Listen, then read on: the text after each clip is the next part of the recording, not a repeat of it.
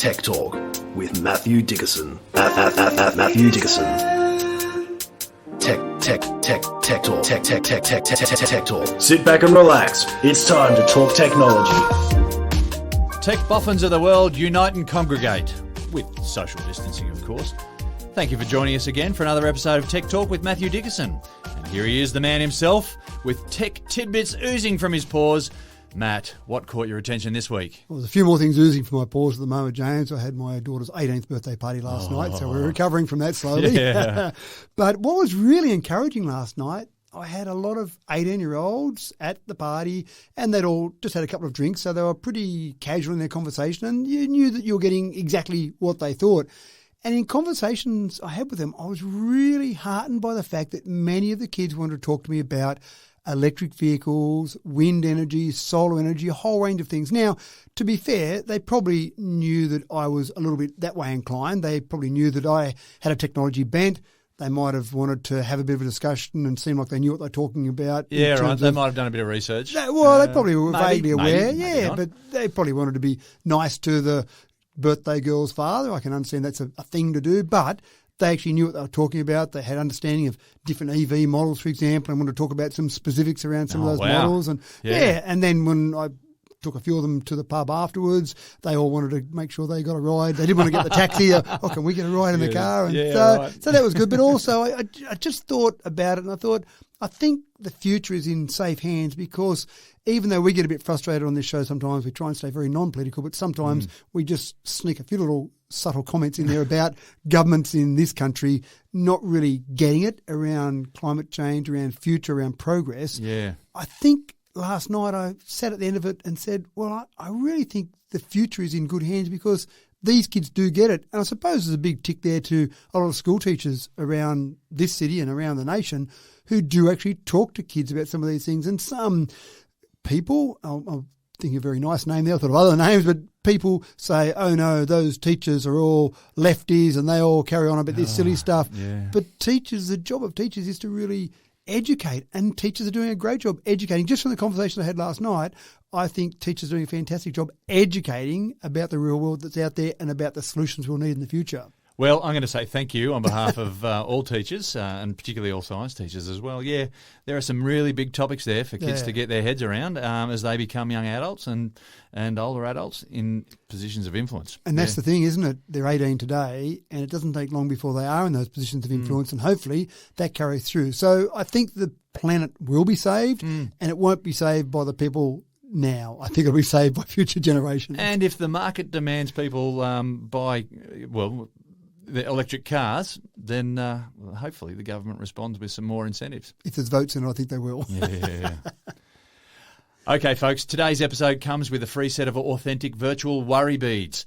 There's our disclaimer, forewarned is forearmed, so they say.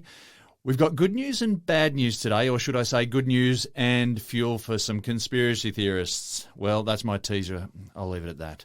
But let's kick off with a story that's going to get you all smiley-faced, clapping hands, love, heart, thumbs up, champagne cork. If a picture tells 1,000 words, then an emoji's got to be good for maybe half a dozen or so at least. Have a think about it. Do you have a default emoji that you always go to? That go-to that punctuates your chat with a sign-off that says just what you want it to say every time? Well, the world has spoken, people, and you'll be pleased to know that the favourite emoji around the world is, wait for it, face with tears of joy. A round of applause, please. Woo! Matt, yet again, the poop has been forsaken. It's been overlooked once more, even after 2021 and the year that was. You'd think surely that would make some sort of rocketing up the list, maybe even threaten those There's no top justice 10. for the poop. And it's not something you can step in either, so surely it's a bit friendlier than normal poop. But it is interesting. I actually sat back and thought about this. The Unicode Consortium, who regulates what emojis we are allowed to have on our smartphones. I think that's fantastic that we've got emoji regulator. That's right. And they approve the submissions they get each year, and they approve new ones and remove some from the list. Actually, I don't know how many they remove from the list. They seem to add more and more. 3,663 emojis are currently in the approved list. So I don't know how many have been removed. Wow. It sounds like more adding than removing, doesn't it? But I actually sat back and thought you might actually get a bit of a snapshot on what's happening around the world just by looking at the emoji usage. Now, there's lots of ways to judge what's happening in the world. You could look at inflation figures, you could look at affordable housing or homelessness, all sorts of indicators. But maybe just we look at emojis and see how people are travelling just from their emoji usage. A real social gauge right there. I think so, yeah. And maybe I'm going a bit too far there, way outside my area of expertise. But when you think about it, you've got 6.05 billion smartphones in use across the world. So you've got a fair snapshot. It's not like you've just got a little tiny percentage of smartphones being used. So that's a fair old percentage of the current population of the world.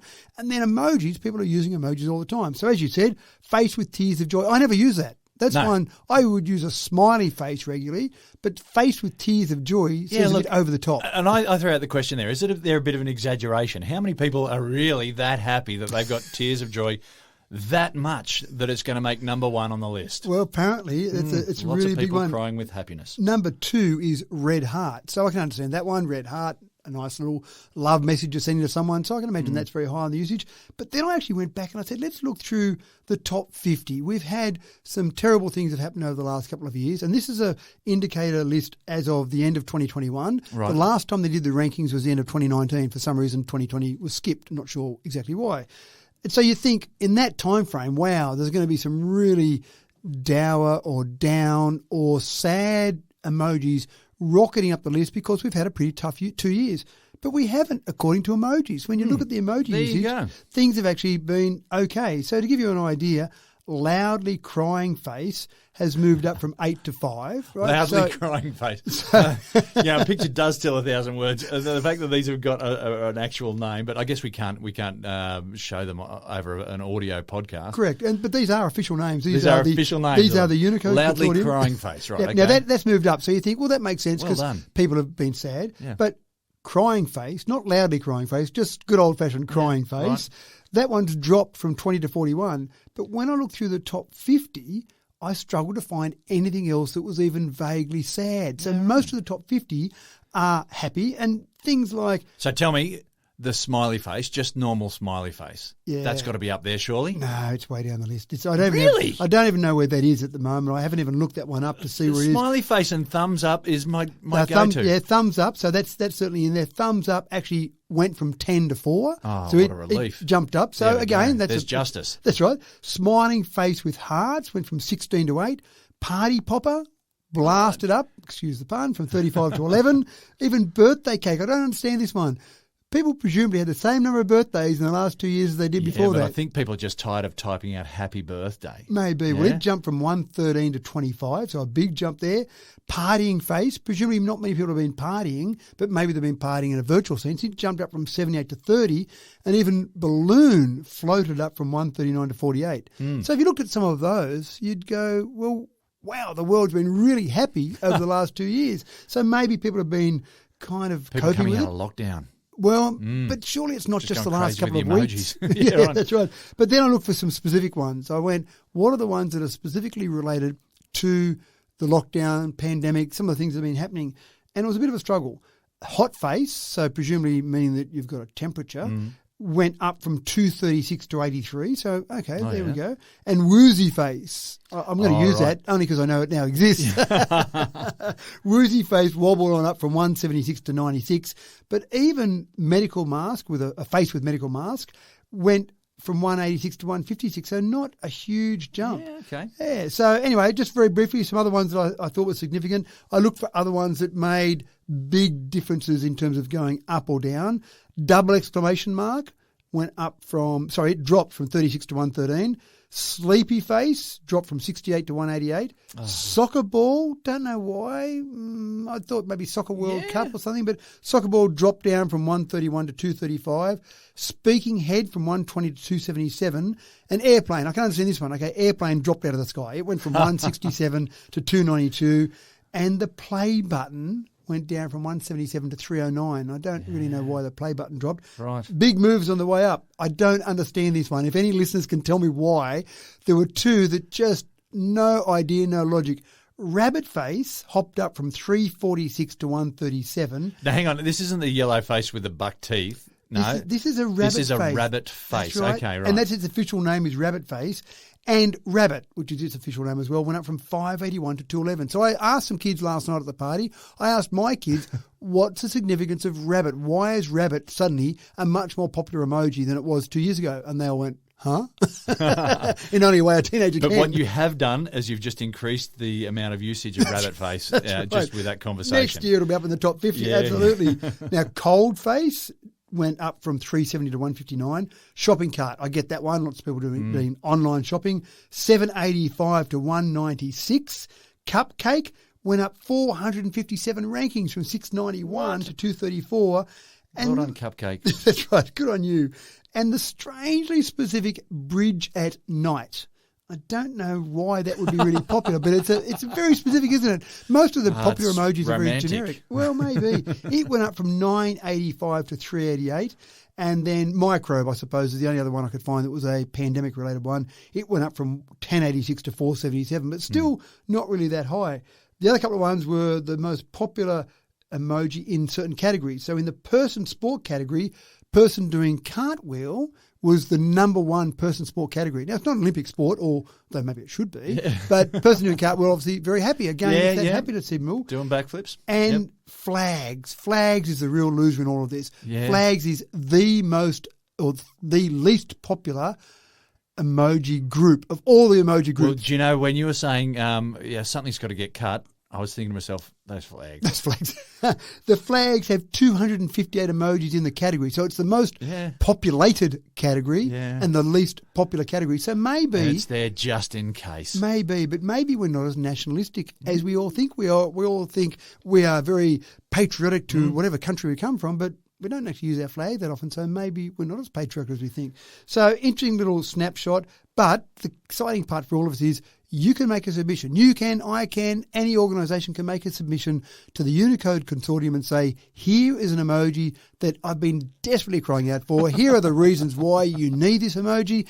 And the Unicode Consortium will sit around, go harumph for rump, smoke some cigars and say, you know what, these extra emojis have made the list. And how cool would that be if an emoji that you put in was the one that made the list next year? Just to add that little bit of tone of emotion to whatever message, because, SMSs and whatever, they don't have that tone. It's hard to read tone. It is, absolutely right. And that's where emojis fill that tone. That's where I need a rabbit face. Yeah, that's right. Yeah. I've got to work out why. I need to find out why. Someone tell me, what's the rabbit face all about? It portrays my emotion right now. And that is a news flash to start our bulletin today, Matt. Apple has long been the mover and shaker in the tech world. They were first to bring us the graphical user interface, that's the Windows, if dare I say that term next to Apple. They also revolutionised the music world with iPods and iTunes, that app. The iPhone exploded the mobile phone market, and we all remember Phil Dunphy getting his first iPad on Modern Family. Well, Apple has a challenge. It seems the only way to stay current is to be a step ahead. Matt, are Apple revealing any secrets for the next big thing? Well, no, they're not revealing secrets, as is always the case with Apple. They're very secretive about everything, and they rely to their rumour makers who they probably feed information to. Okay. And I do actually love the leak source, yeah? That's right, the Phil Dunphy one. That actually, the show with the iPad on it came out a few days before the actual iPad was available. So talk about market placement on overdrive. Love that one. But the next big thing, according to the rumour mongers, is in terms of Apple, is really going down the augmented reality path in a different way. Now, every time there's a new iPad, iPhone released from Apple, they do talk about AR, augmented reality, and they give demonstrations on stage about all these wonderful things you can do with AR. Look at these games you can play with the real world integrated with the gameplay, or look at this furniture you can place in your house, and so you can bring the furniture online shopping experience to the house and work on that.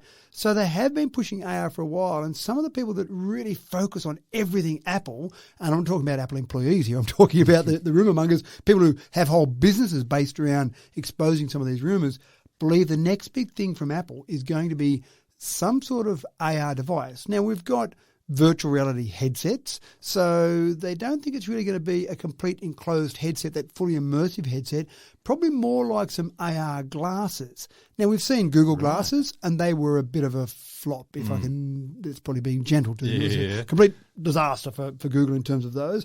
But I think Apple is really working on that concept, taking it to the next level, making the glasses very small, and obviously with modern batteries, with modern communications, you can get things smaller and smaller. It'll rely on your phone being somewhere near some sort of Bluetooth or ultra-wideband connection to your phone so you can fill all that information into your glasses. But that's where the belief from some of the experts in this area, that's where they believe it's going to head for Apple. By the end of next year, maybe, they might expect to see some sort of announcement from Apple. Now, it may well still be some type of AR headset. It might be a bit bigger and chunkier than glasses, but I think the ultimate aim is glasses. The ultimate aim is getting there and putting on a pair of glasses. Well, I find this a bit worrisome because one of the things I've always thought that those VR glasses, or the AR glasses, I should say, they're big and clunky and cumbersome, and that's probably a bit of a low point for their selling, for their marketing. But the closer we get to a situation where you're confusing augmented reality with actual reality because it's nice and convenient just to stick a pair of normal glasses on, that becomes, we really blur the line between AR and actual reality. Yeah, that's right. And we've seen it in some of the things we've talked about in terms of, say, armies being able to add some sort of AR to their weaponry. Yep. But just being able to have that AR and say, for example, you're walking down the street and I'm feeling a bit hungry, where's the nearest cafe? And then you get directions come up on your glasses as it takes you to that nearest cafe. All sorts of applications. And as with so many inventions, so many bits of technology, we can kind of guess a bit and say, I think it might be used for this. But once it actually becomes available, suddenly all these things are happening with it that you didn't think of, you couldn't possibly have thought of until it was out there in the real world. And once it's in the real world, then things explode and the combined human intellect of all the world goes to work on that, and then all these wonderful things pop up. But that's, if you're looking for the next big thing from Apple, if you're looking for the next big mover and shaker, the next big overall step that we might take in technology, then AR is it. And what form that takes is probably the really interesting part. And again, you can get some of those VR headsets now, but they're pretty expensive. HoloLens 2, for example, is fairly popular. $3,500 you'll pay for that. I know there's a few other headsets that are a bit cheaper than that, but the eyeglass market across the world is $150 billion a year. And when Apple looks to be in some other space, they normally want to be in a space where there's some serious dollars. So I don't think they expect that they'll own the entire $150 billion, although Apple are fairly ambitious in what they do. But getting to the point where you could have some glasses, I can imagine this would be a technological solution that actually can be modified to suit your eyes as well as add some AR in. Why not have that? That's where it might really move to, so that you don't go and say to your optometrist, hey, my eyes have moved to this level now and I'll get my testing done and I get those new glasses made. The glasses will just modify themselves suited to, do I need to see close? Do I need to see distance? What do I need to feed in there? So diagnosing and then adjusting to suit. Maybe I'm dreaming a little bit here, but this is what some it starts with an idea, doesn't it? It does, that's right. And then some engineer says, what? You want me to do that? Are you serious? And then another engineer goes, well, we could do. And next thing away it goes, what did Isaac Newton say? I can see further because I stand on the shoulders of giants. Yeah, that's right. Yeah. Anyway, that's an interesting little space that will continue to develop, and it is fun. I know I've just played VR games with VR headsets, and they are cool, and it's so immersive. There's a new one my son was playing the other day that's basically like a Ghost Hunter series where you go in and, it's all rubbish. You see it on some of those Discovery channels, all fake with ghosts and making it look like, but this is a game based around that, and it's just not the shock value, it's the anticipation, the build up of maybe seeing this ghost somewhere, and then when it comes out it's so immersive that it just about puts your heart rate through the roof. And it's great for the viewers who can't see what you're seeing to just watch what you're doing and how you're responding to whatever it is you are seeing on the sideline going, what's he jumping around like that for? Why is he sweating? And it's actually quite immersive. So there's a whole area there that I think we'll see explored. And Tony Stark, eat your heart out. That's right. Well, in the unfortunate event of an aircraft crash, folks, it falls to the black box to tell us a story. It's designed to survive at all costs and reveal the shortcomings that led to the untimely tragedy. So, a group of scientists here in Australia have developed a similar technology for a similar purpose. But this black box is designed to collect data on our climate, dare I say it, as we wrestle some semblance of control back from the brink of global disaster. Matt, this is sadly some big-time doomsday prepping, isn't it? It's Earth's black box. And a similar concept, a plane, obviously, everyone knows now, it's a trivia question from 1,000 years ago. What colour is a plane black box? Of course, it's a bright orange colour, so you can try and find it. So you can find it easily, Yeah, but it's named a black box because it's fully enclosed, so everything that's in there is dark, so that it's trying to protect it from what might happen in a plane crash. And of course, everyone says we'll just make the whole plane out of whatever that's made out of, so that you don't die in a plane crash. A few other little technicalities there, but Earth's black box is a big mother black box. It's a 10 metre by 4 metre by 3 metre steel box.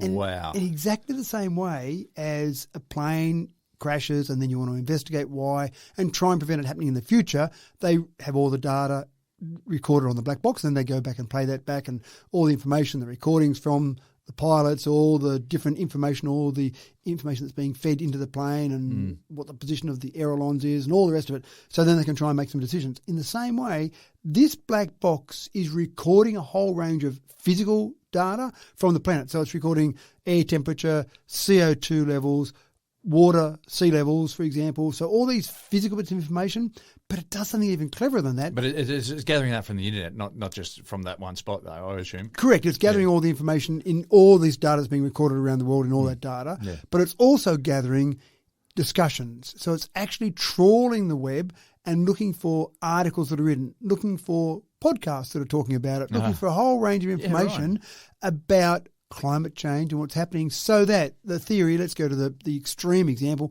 the theory is that we all destroy ourselves, and there's maybe a very small population left on Earth, there's maybe a few hundred, 1,000 people, whatever, left somewhere on Earth, and they all go, wow, what just happened?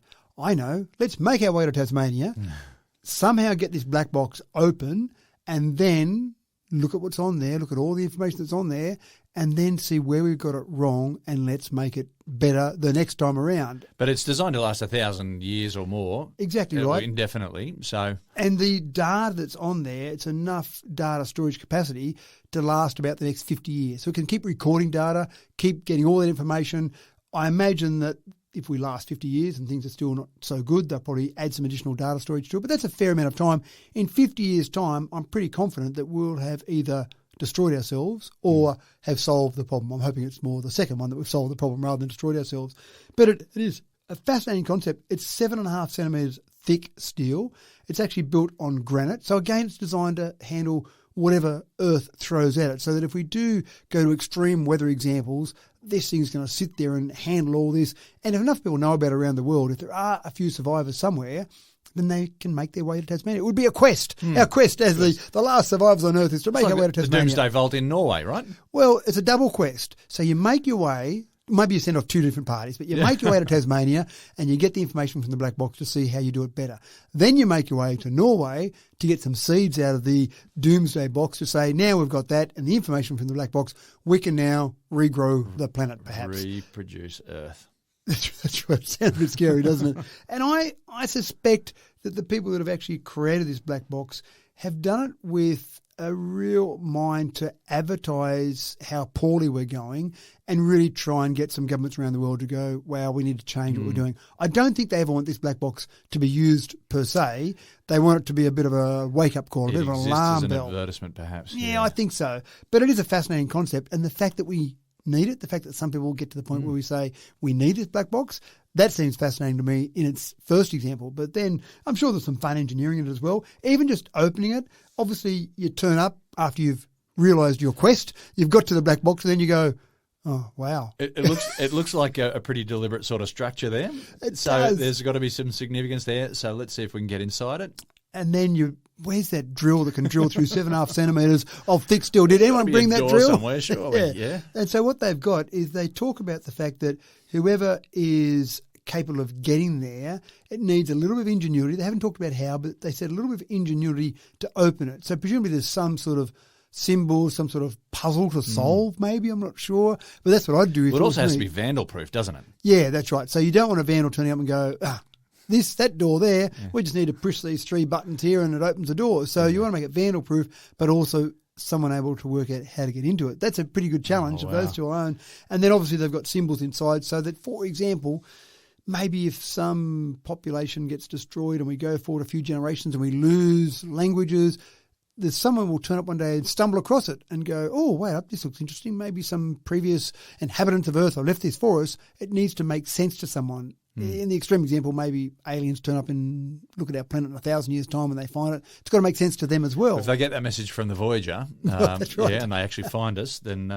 they've got to be able to. That's right. To go the next step. These guys sound like fun-loving creatures. Let's go, there's no one here. They said there's false advertising there There's on Voyager. this enormous steel box. Yeah. Yeah, right. I wonder what could be in here. Anyway, it sounds fascinating. They've got solar panels on it, of course. They've got internet connectivity. It's got all sorts of wonderful things on there that you'd expect in a black box. But the concept to me is fascinating.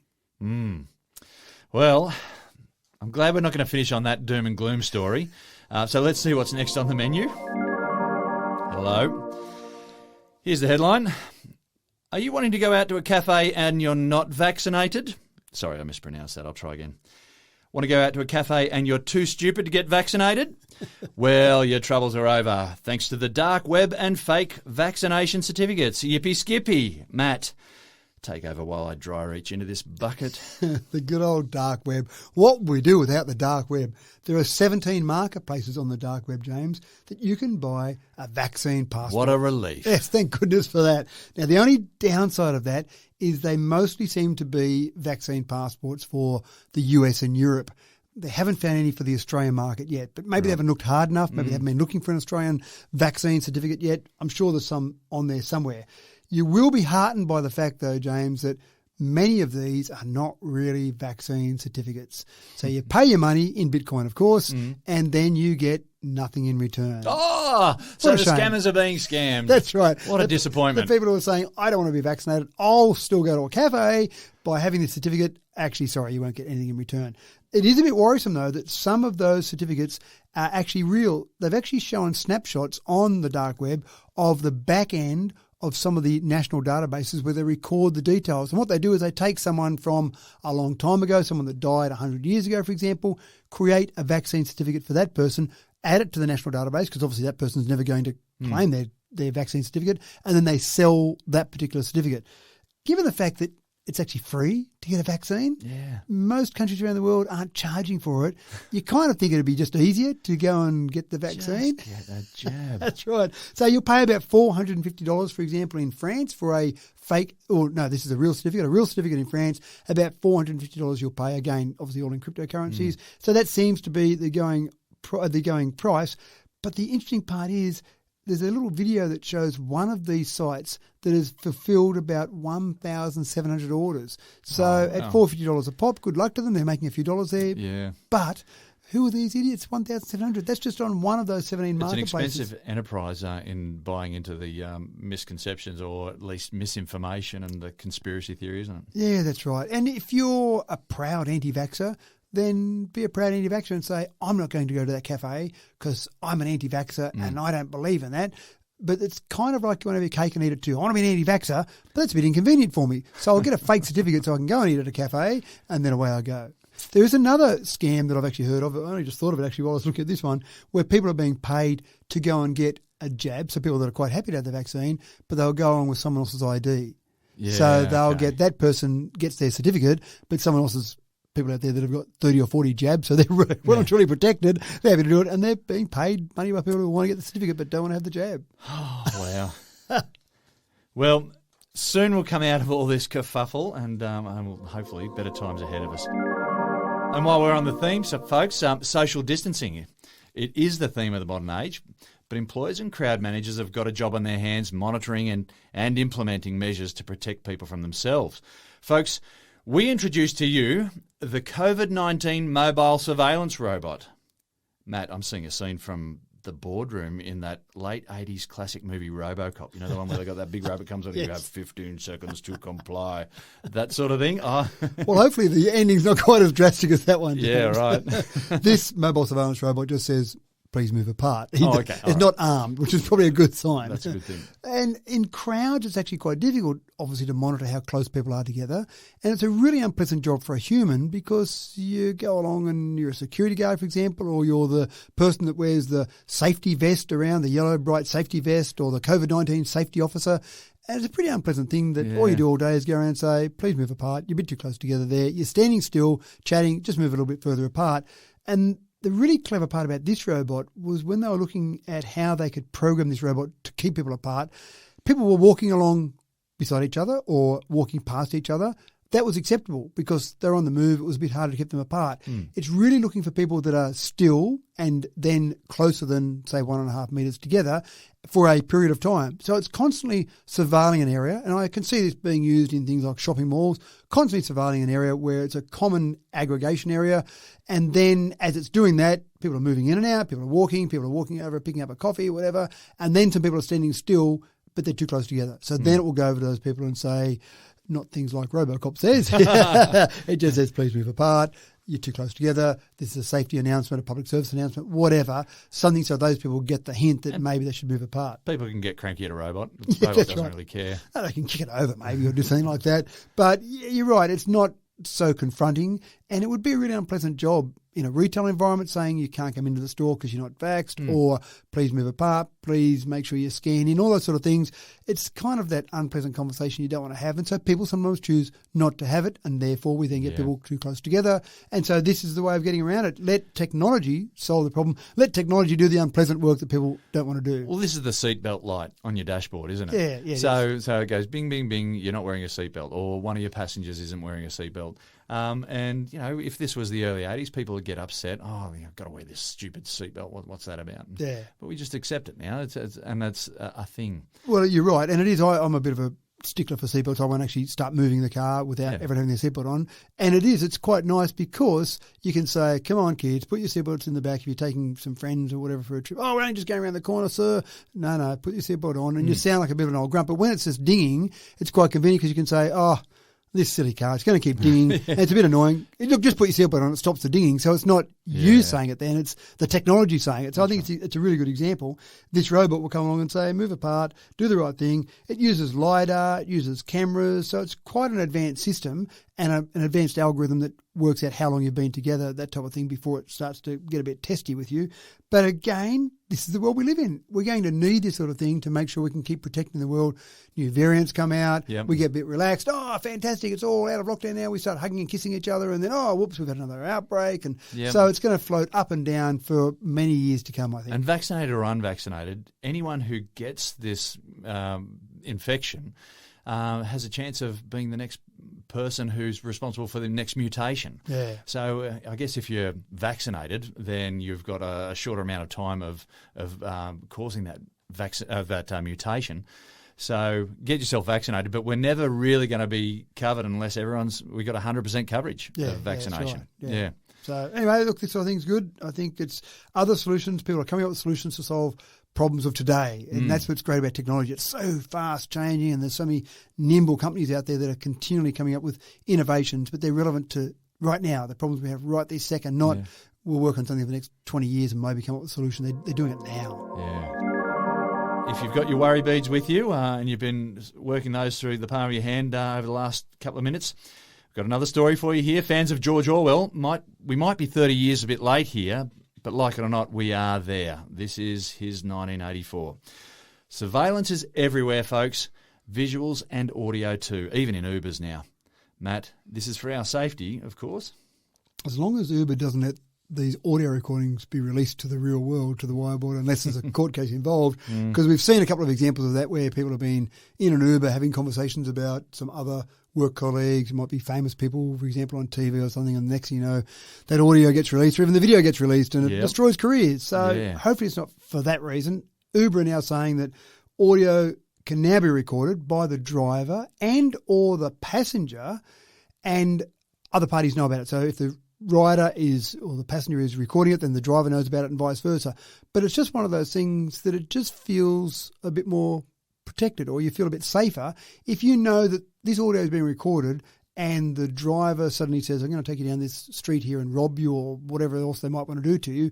You actually feel like, well, I don't think they're going to do that because the audio is being recorded, so I can say, no, driver, don't go down this back street here and rob me like you're threatening to do. So that just makes you feel a bit safer. But you're right, there's a fine line in our comfort level between everything being recorded, we know everything that's happening, and, I want to be safe. So, gee, I feel like you're infringing on my privacy and just having that Big Brother's watching you, and no, I want to be safe. And the line is different for everyone. I find anyway, different people talk about it. That's right, yeah. But yeah, so Uber's introducing this. They've already introduced it in 3 cities, US cities now, so it's basically starting right now.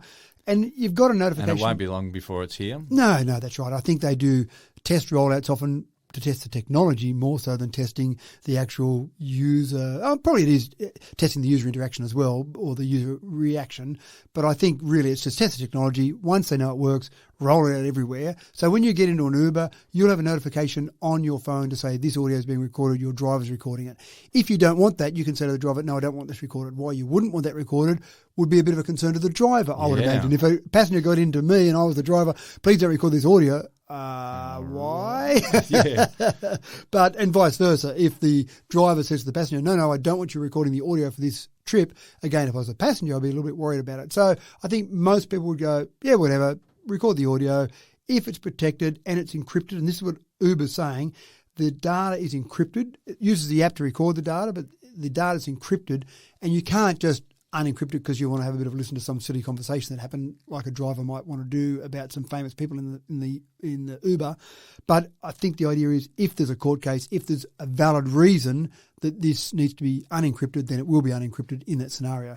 Always room for abuse, always room for hacking and this sort of information. Is it impossible to unencrypt that data without the permission of Uber? No, of course not. Everything is able to be done, but I just think it makes you feel a bit safer. And I suppose when you're in that Uber, just say things that you're okay to be broadcast across national radio. Yeah, and that's more and more the way things are these days. If you're not prepared for everyone to hear it, then you've got to be very careful about where it's said. That's exactly right. And while we're on the subject of surveillance, folks, how about this? Do you have security cameras in your house? Have you been a bit carefree about where you walk around in the nude, or where you've had your special grown-ups sexy time?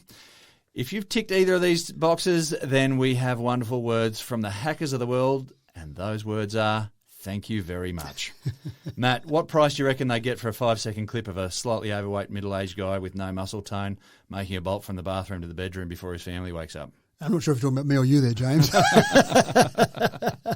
I have been known to scoot from the shower in a hurry because I've forgotten to take my clothes with me. But anyway, yeah. The laundry's always too far away from the shower, isn't it? But it's quite amazing what people get up to in the pursuit of the almighty dollar. Now, at one stage, South Korea boasted, and I think they probably still lay claim to this, to being the most connected country in the world, which sounds like a really good advertisement. We're really technologically advanced. Look at us, aren't we doing some fantastic things? And so some hackers have said, wow, if we're going to go and try and tap into some home footage, some home CCTV, then South Korea would be the place to do it because they've got more cameras than everywhere else. So I made light of it in the intro, but this is pretty serious. It is. And there's some hackers that put some information out there, and they put some little thumbnails of various apartments. They've labelled those apartments. Here's apartment number 17 in this particular apartment block. Here's a thumbnail. So someone looking at that goes, oh, wow, that's me there. That's a bit scary. Now, most of the time, hackers would actually say to people, here's what I saw you getting up to, whether it was running through the house naked or whether it was loving someone in a very special way.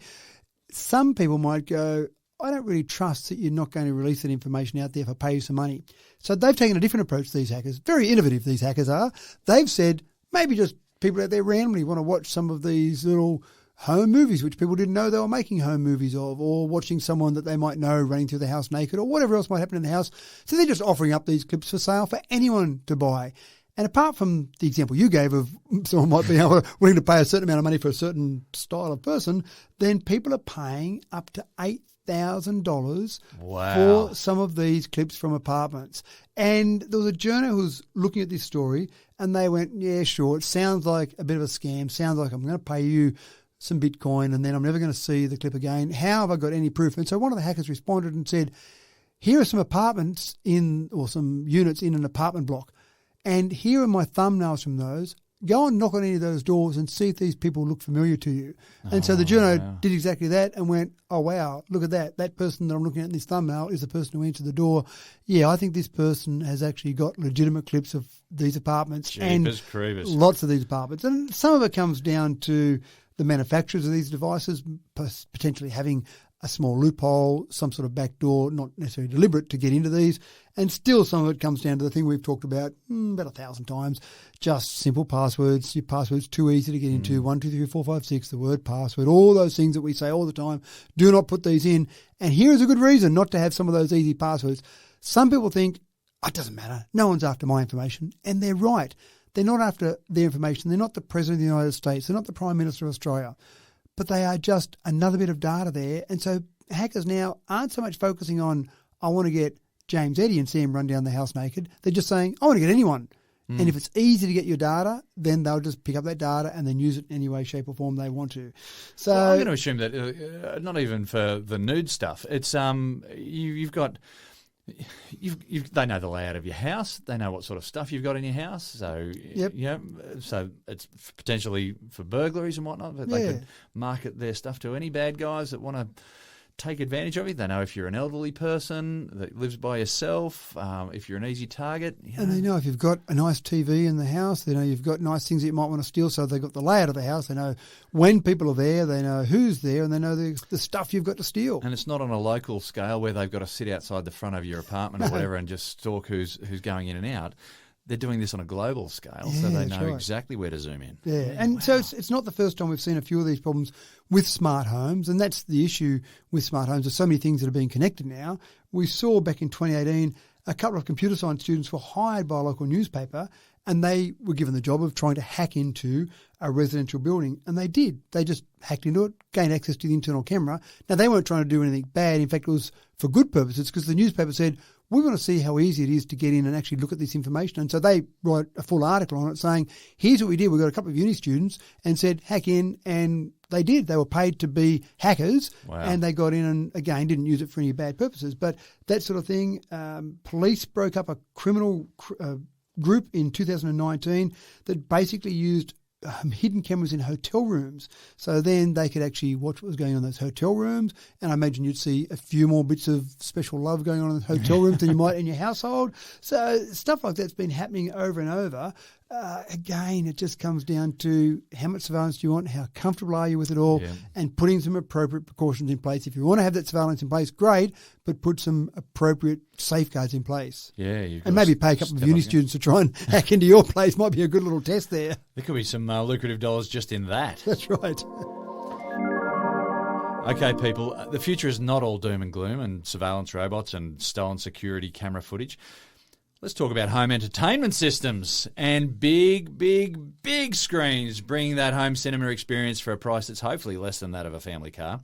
Matt, what can I watch my Christmas movies on that's somewhere near affordable but will make me feel like I'm actually sitting in the same room with Will Ferrell in his elf suit? Yeah, that'd be nice, wouldn't it?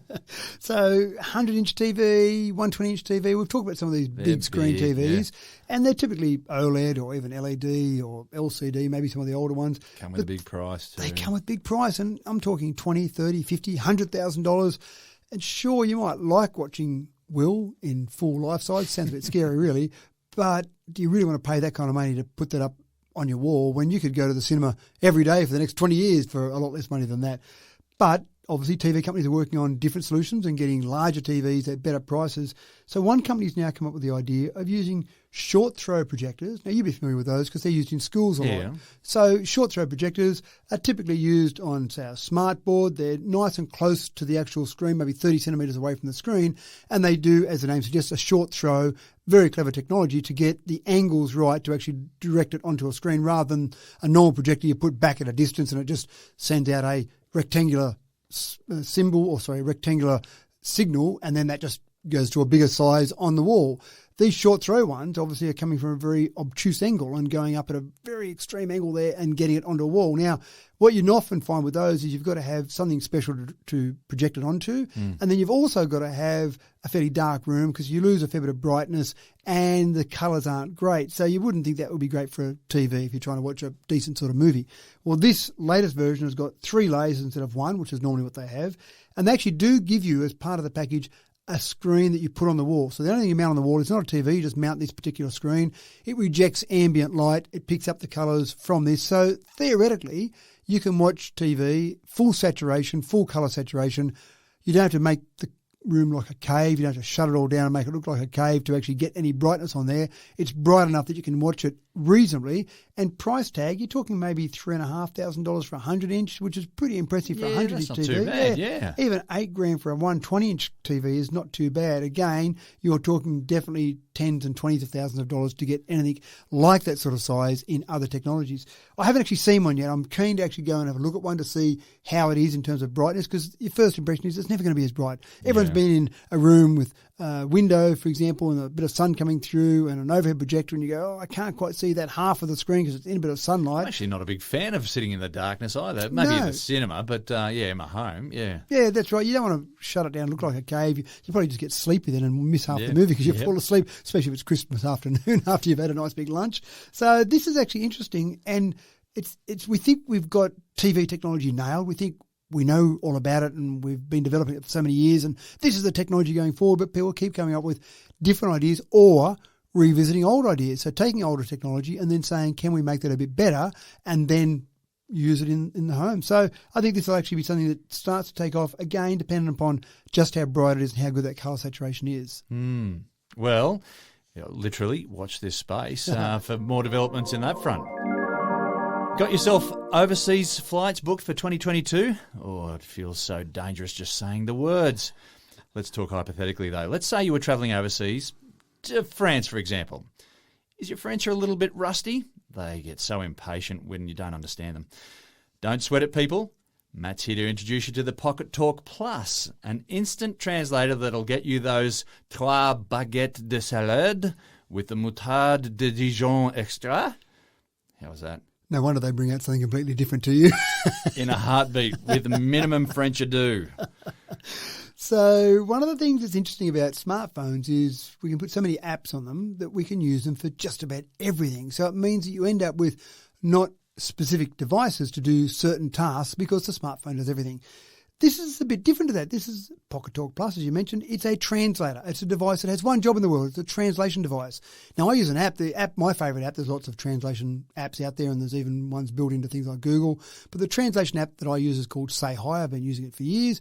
Works very effectively. I actually got it from a taxi driver in Japan. He told me about it. He was using it in a taxi. I went, that's probably better than the one I'm using at the moment. What's that one? So I've been using that for a long time. But on a mobile phone, part of the problem is when you travel to another country, you've got to make sure you get a connection in that country to whatever the local carrier is. Of course, you can try and use Wi-Fi, but the first place you want to use it is at the airport. You probably haven't had time to maybe turn on international roaming or buy a local SIM, whatever it might be there. So you're trying to get to your motel, and my French is a lot worse than your French. Or maybe you need 3 baguettes maybe. with garden salad and Dijon mustard. Maybe, that's right. And I definitely wouldn't get that if I asked for it in some terrible French accent.